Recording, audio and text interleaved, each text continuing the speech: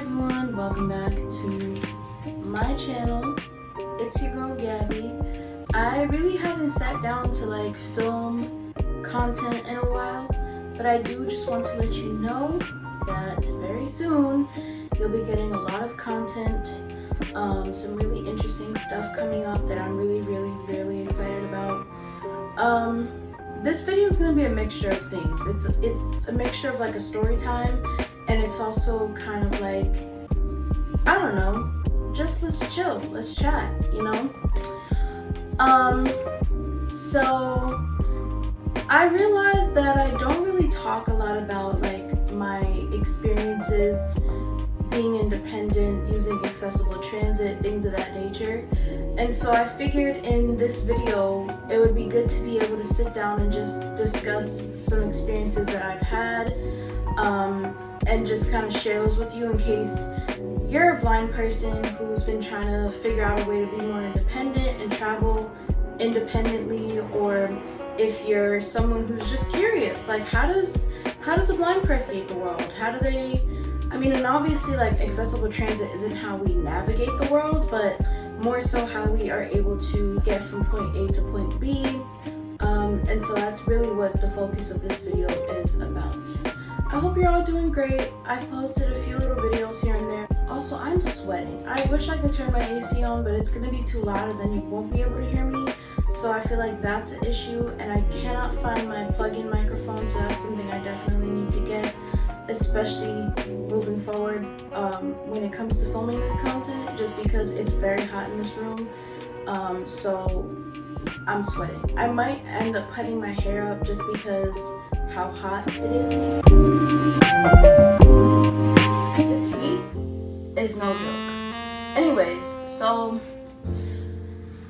ever since I was a little girl, when I was probably 7, I started relying on accessible transit. It would take me to doctor's appointments with my mom, it would take me to my music program, it would take me to literally anywhere. And I've been using it for such a long time that I realize I have never really discussed it on this channel. I mostly discussed it on Facebook, back when I was really focused on going live on Facebook, back when I was on Instagram. I'm still on Instagram, but back when I was more, had more things to discuss over there, which is something I'm working on now. So I'm really trying to build up my content ideas for live videos. If that's something you're interested in, feel free to give me a follow. Instagram is down below in the comments. Nonetheless though, I realized that as much as this, accessible transit gives me an opportunity to be an independent woman navigating, getting from point A to point B, it also is very unreliable, and I've had a lot of issues with the specific accessible transit. I feel like I have so many stories, and if you'd like to hear more of them after this one, then just let me know. I did ask you guys if you'd want to see me have AI control my life for 24 hours, which is something I am working on, so just stay tuned for that. Anyways, let's get into the video. So I really want to focus on college, my experience navigating to and from college on accessible transit, and what that experience was like. So back in college, this is after I was done really relying on a bus or whatever that comes to pick you up to take you to school. We've all experienced it, whether you had the little school bus or whatever that came to pick you up, drop you off. We all had that experience, I'm sure.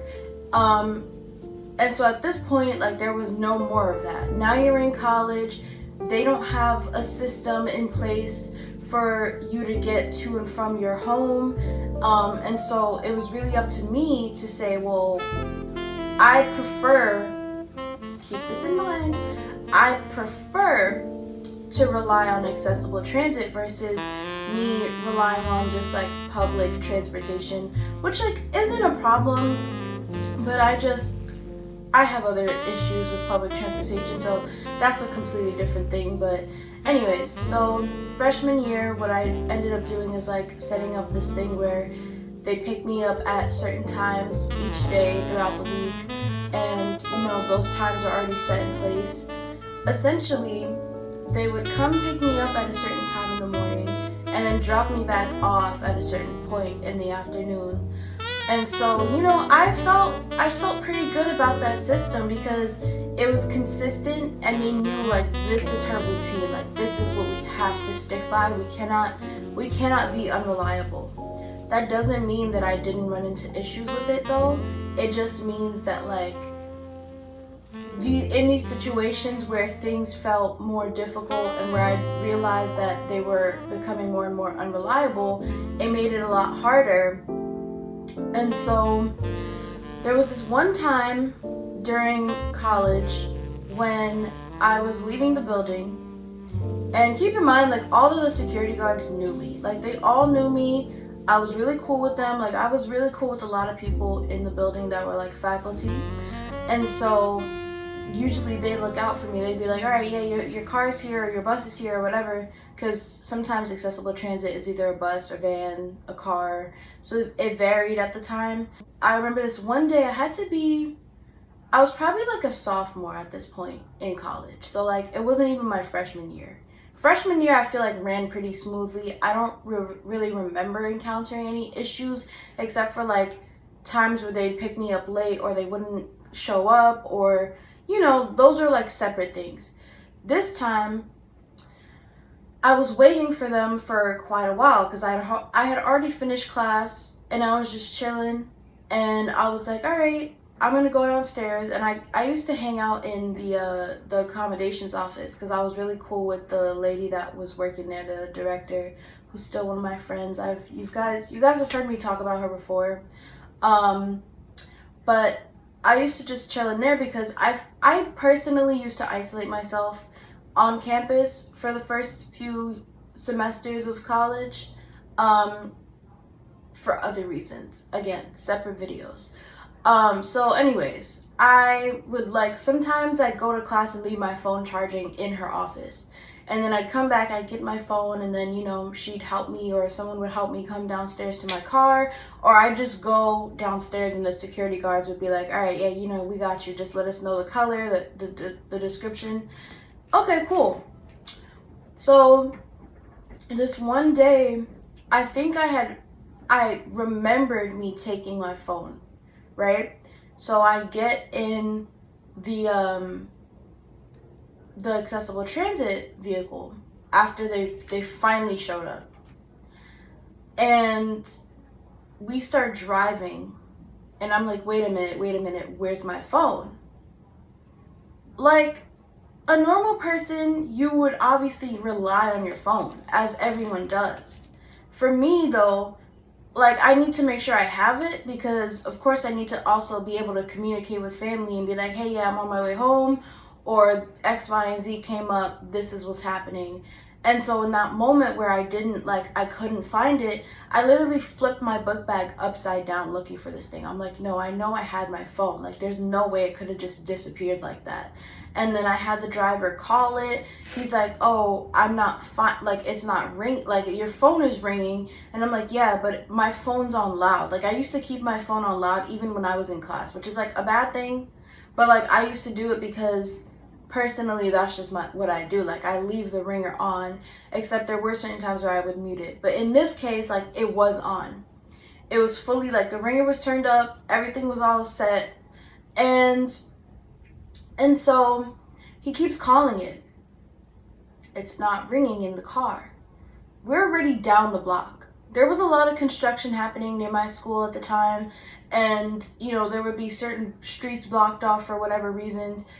So we finally make it down the block. Keep in mind, I'm not the only person in the car at the time. There was another passenger there with me. So I'm sitting in the back, still looking for my phone because I'm like, where the hell is my phone? I need my phone. It's not a materialistic point of me needing my phone. It's this is a necessity for me in this moment. And so we I'm like, okay, clearly I don't have it. I must have left it on the desk by the security guard, or maybe I left it upstairs. And I had the driver call the school. I'm like, can you please just call the school? or something, or can we please just circle back around? He starts calling the dispatcher because he's like, listen, I have another passenger in here, and this one passenger I just picked up like misplaced their phone, and like can I go back and pick them up? The dispatcher goes, you can turn around and drop them back off, and they can go get their phone. But after they get their phone, you have to leave. You can't wait for them to go get it from wherever they left it. And I'm sitting here like, but that's not right. Like, I've been waiting for hours for you guys to show up, and you haven't been showing up, and like, you're the one that showed up late. Like, I was the one here waiting for you, and you showed up late. So it's really not fair that like you would just be like, all right, bye. Like, that's it, just to get rid of one trip. And so I was like really frustrated because I'm like yelling at the dispatcher. Like, I am very respectful of people, and I try to like keep my cool when I'm in certain situations. But in this case, it was like a matter of, that's really not fair, because I understand you have another passenger, but it's not going to take me hours to look for my phone, right? I already know the places in my school. Like, I knew my school like the back of my hand. I walk in, and the security guard the desk would be right there, and that was it. And then I'd go to the places that I usually would like sit and hang out and spend my time. And so I was like, it's not cool that like that's what you guys are gonna do. Like, I've been waiting for so long. Anyways, he's like, I'm sorry, ma'am, like I don't know what to tell you. And then this passenger next to me, I don't, if I remember clearly, I'm pretty sure he was an older man. He turns to me and he goes, do you really need your phone? I was like, excuse me? Like, of course, I'm not going to leave my school, go home, and not have my phone on me. God forbid we like, get a flat tire, or I need to find another way home. Like, I need to have that on me. And it's not from like the materialistic, like have your phone constantly with you. It's a matter of communication and safety for my own well-being and for myself. And so I was just like, I wasn't even talking to the guy next to me. I'm like, first of all, like, this has nothing to do with you. Like, you're gonna go home regardless. Now I would have to call an Uber or find another way to get home. And so we finally circle back around to the college, and I'm like, okay, like, I promise you I'm not gonna take long. He's like, ma'am, I'm sorry, I cannot wait. Like, they already told me I can't wait for you. I'm like, sir, please, like, I like, it's not gonna take me that long. Like, if anything, the desk will call upstairs and they'll bring my phone down. It won't take you that long. Like, I promise. And he's like, no, ma'am, I'm so sorry. And like, and to be honest, like, I feel like I'm making up the I'm sorry part, because he didn't even apologize to me. Like, he was just like, no, I can't. Like, I literally can't wait for you to go and get your device or whatever it is that you're looking for. I'm like, really? Like, that's just how y'all are? Like, that's just the game you're gonna play? I think at this point in my life, I didn't realize that I was someone who dealt with anxiety and panic attacks. And I feel like this was the point in my life where I experienced my very first panic attack. Because after dealing with people who are clearly not going to, be respectful and understanding, I also was dealing with the fact that like I misplaced something that I always have on me.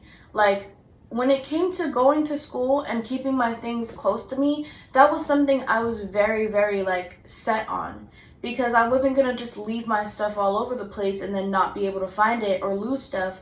And so I was very set on like, your bag needs to have X, Y, and Z, and if you don't have X, Y, and Z, then like, we need to figure out where it is. Because as a blind woman traveling independently, when things go missing, it's like, especially when it's something that's a necessity and you actually need to have on you, it's like, it's frustrating when someone is like, no, I don't really give a crap about the fact that this is something you have to like have on you in order for us to take you home.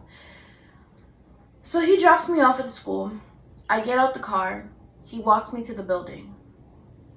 The minute I walk through the door, I like cry, because I'm like, at this point, I'm not only frustrated, I'm also exhausting after an entire day of classes. And I didn't just have like 1 or 2, 3 classes. Like, I had multiple classes that were like 2 hours long, 3 hours long at this point. And so for me, I was just like, I'm frustrated and I feel upset and I'm just annoyed by the whole situation. So I walk in and like immediately like the guards see me and they're like, "Oh my God, Gabby, like what's going on? What happened? Like I thought they picked you up." I'm like, "They did, but then I think I'm pretty sure I left my phone here." And so she was like, "Okay, like come just like let's sit down." And like there was a few of them there that I was like really really cool with. They called upstairs to the office, the accommodations office, and my friend, well, she was my friend then and she's my friend now. She had like she was like, "Yeah, like I see her phone here. It's like right where she was sitting." And so she's like, "All right, I'll run it down." And so she brought it downstairs and I'm like standing there at the desk with them. And I'm still like freaking out and I like explained everything to her and she's like, "I'm so sorry. Like I know that they are very unreliable and, and so my one of the former guards, she's like, "What is the number for the accessible transit?" And I gave it to her and she called them and let me just say, this woman went off on these people. Like she really was like, "I don't care if I'm at my job right now, but I'm gonna just let these people know what's going through my mind and why this is so wrong," because I had explained the whole situation to them the minute I walked in and they saw me was crying and stuff. I also realized, like, I just want to say here too, something that I realized in my life is that for many, many years, I didn't feel comfortable crying in front of people or really showing those emotions in front of people. But I think once I hit college, like, even if I walked through the door with tears rolling down my face, like, I really felt like I'm okay being this vulnerable in public. And I think that's a hard thing to really come to. So if you're someone who like, you deal with things and you have anxiety or you deal with panic attacks, whatever your situation may be, it's not wrong to mask those emotions. And I don't want you to like put on a fake smile and act like everything's okay. But I also don't want you to force yourself to feel like you have to show those levels of emotion in public when you're around other people. It's a difficult thing to come to, but at the same time, I think that as you continue to grow as people and as you continue to like feel more comfortable with your own emotions and really showing those emotions, I think it'll feel a little bit more natural to say, "You know what, I am feeling vulnerable right now. I am feeling upset. I'm feeling scared, or I'm having a panic attack." And just really letting those emotions show. Because one thing I realized too is like, for so long, maybe you're in situations where people tell you don't show those emotions, like just don't cry, stop crying, put a smile on your face. It becomes a very toxic thing to deal with. And so for you to for I'm speaking on my behalf, I don't want to say for everybody, but I think for me, when I was able to really be like, this is a natural thing, crying is a natural thing, we all cry, we all have those emotions, we all experience those days and those moments where we can't express our feelings through words. And so the best way to do it is to really cry. And so for me, when I came to that point of just accepting the fact that I'm a person with feelings and emotions and I have the right to really let those emotions and those feelings show, then that really allowed me to understand that it's okay to be vulnerable.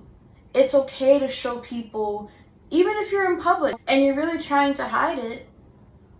I think that there's a part of me that also realizes that, people every day experience moments of difficulty, whether it's, a commute, whether it's you having a panic attack, whether it's your anxiety, whether it's just you feeling so burnt out that all you can really do is just let those tears out.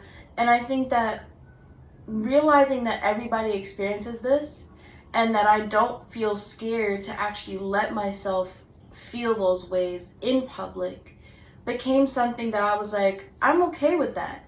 I don't want to just put on a fake smile, mask these emotions, and act like everything's okay when really internally I'm screaming. Like, why not just scream out loud? Let it out. But I think that also takes a lot of time. So I don't want to sit here and say, let it out immediately and feel comfortable being that vulnerable in public. But I also think that it's a journey that you have to go on individually and really kind of figure that out for yourself. So I'm saying all of that to say that in this moment, there's students walking around, there's other people walking around. I'm not just like, it's not just me, the security guard, and whoever else was there that I felt really comfortable being around.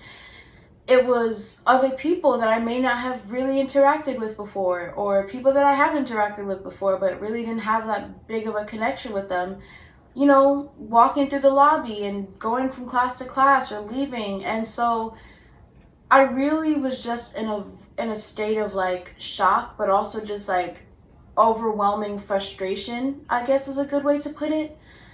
Anyways, after this guard gave the accessible transit a piece of her mind, if I'm remembering clearly, I'm sure they sent out another car, but I'm also not 100% sure, because there have been situations where like they won't send another car and where I'll have to like take an Uber home or find someone to, like a family member to come pick me up, which can take a while.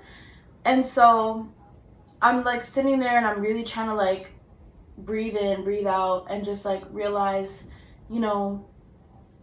it's unfair. It's unfair that this is the situation, but also there was people in my college that really did allow me to feel safe and comfortable being around them and being that vulnerable around them.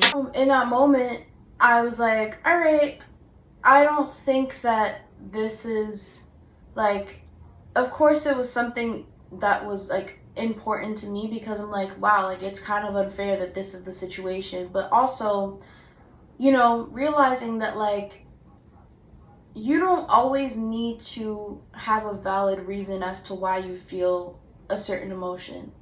Sometimes you just feel sad.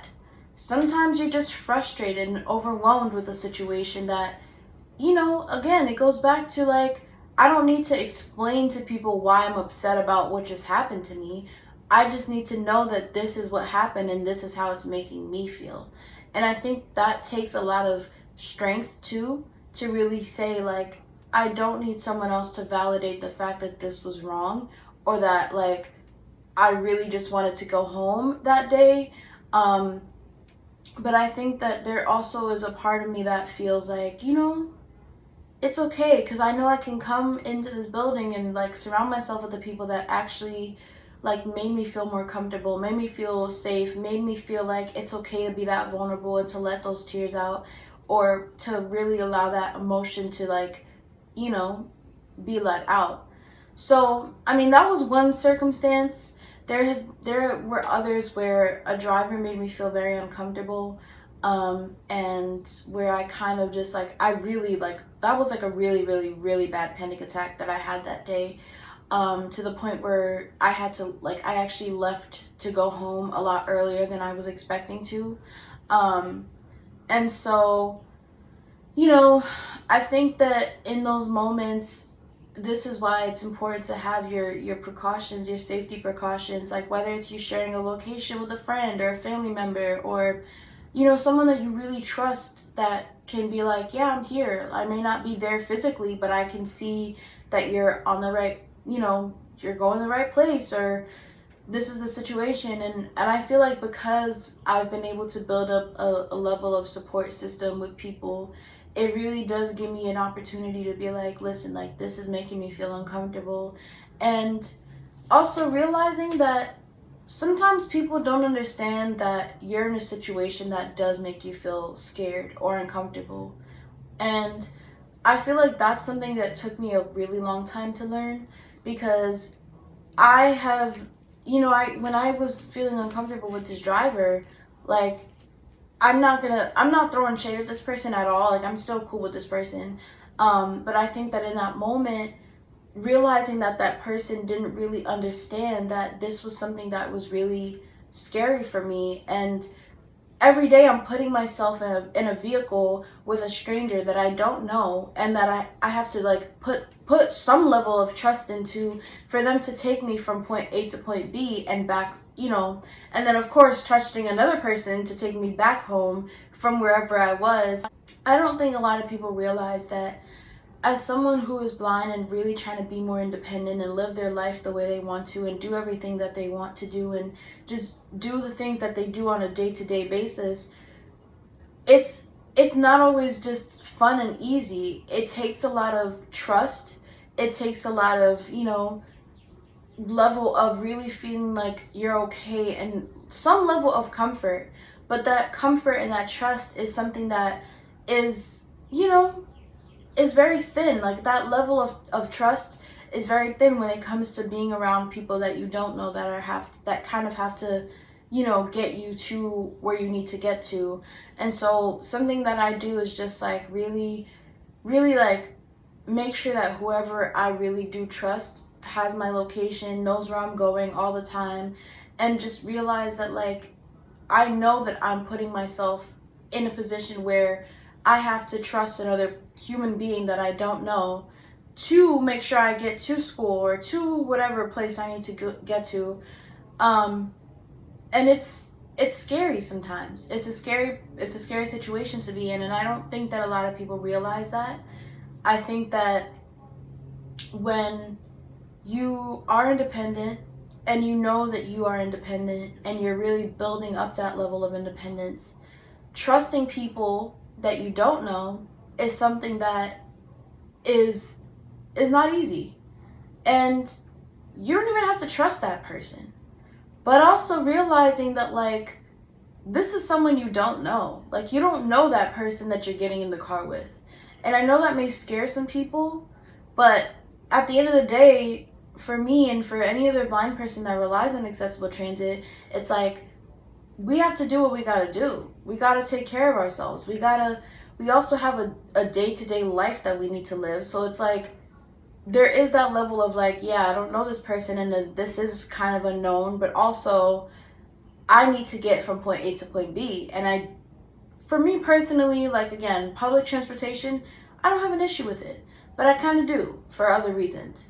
And so when you're in these situations where you're out in the world being independent, it's also very scary because you are someone who is trying to live their life, take care of themselves, do what they need to get done on a day-to-day basis, but also realizing that like you're also traveling in a vehicle with other people or another person that's supposed to really be the person that helps you to get from point A to point B safely. And so in those situations, I just want to say to anybody, even to sighted people, like you getting in an Uber or Lyft, whatever, that's still you putting yourself in someone's car that you don't know. Like it's not like if you're hopping in your friend's car and you're cool with that person and you're just chilling. It's like I realized too in my circumstance where that driver made me feel uncomfortable that like this is my situation, and whoever felt like this was different from that, or whoever like couldn't understand that that's what it was, they weren't in the situation either. They didn't experience the moment that I experienced where I felt uncomfortable, where I didn't feel safe, where I was scared. And I think that that's something that if you're experiencing something where you're out and about and you're doing what you need to do and you're being independent, but you're also getting in a car with a driver or whoever that's taking you somewhere that you don't know, it's like no one can tell you that you didn't experience that situation, because you know that there was something that made you feel uncomfortable. It could have been something someone said to you. It could have been the way someone looked at you. It could have been literally anything. But I think that when I was in that car, I knew how I felt. I knew how I felt when that driver said something to me, or I knew how I felt when, the feeling of just unknown and not being in that level of control and, not being able to fully trust that person. I knew how I felt. So now that I really look back on it, yeah, there were people that were like, I don't think you're just, whatever. It's like they weren't experiencing what I was experiencing. And I think that that's something that is very real and very true. And, you have to just realize too, like, you are someone who is trying to really allow people to understand, like, listen, this situation didn't make me feel comfortable or whatever. And they're not always going to fully understand it. But also realizing that you need to find the people that do understand it, that are like, I'm so sorry that you experienced X, Y, Z. I'm sorry that I'm sorry that like this is what happened, and like really be able to make you feel more comfortable or safe and make it a safe space for you to come to, for you to discuss what happened, versus, just simply someone who doesn't really fully understand the circumstance, the situation, the fear that you felt, the emotions, the overwhelming, just lack of control, lack of trust in that moment is a very, again, it goes back to being vulnerable, and you feeling vulnerable enough like around a certain person and them not really fully understanding that. I think that's when it's time to like really kind of reevaluate that person that you're putting a lot of your trust in to like tell that to, and really finding the person that's going to be like, hey, let's sit down, let's maybe go take a walk, get some fresh air, let's talk about it when you feel ready to talk about it. Because in my situation, like, again, I'm not going to throw shade on the person that that like made me feel kind of like wow, but I'm also going to say that like I realized where I had to kind of say, oh, okay, well, this is what it is, and who can I actually like really feel that level of vulnerability with, and kind of take that and, really kind of focus more on that.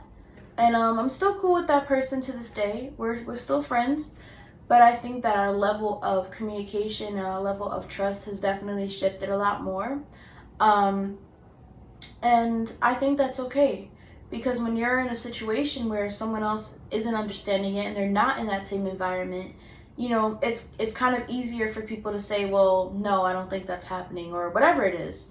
So I just want to say, just remember that it's okay to also like validate to yourself, like, this is what it is, this is what happened, this is how I felt uncomfortable, this is what caused me to feel uncomfortable, or this is what caused me to not feel so safe around XYZ person, or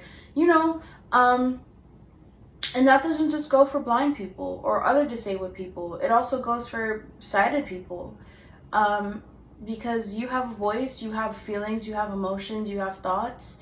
And I think that when you're feeling vulnerable, you're feeling kind of, more overwhelmed by a certain situation, only the circumstance of the situation.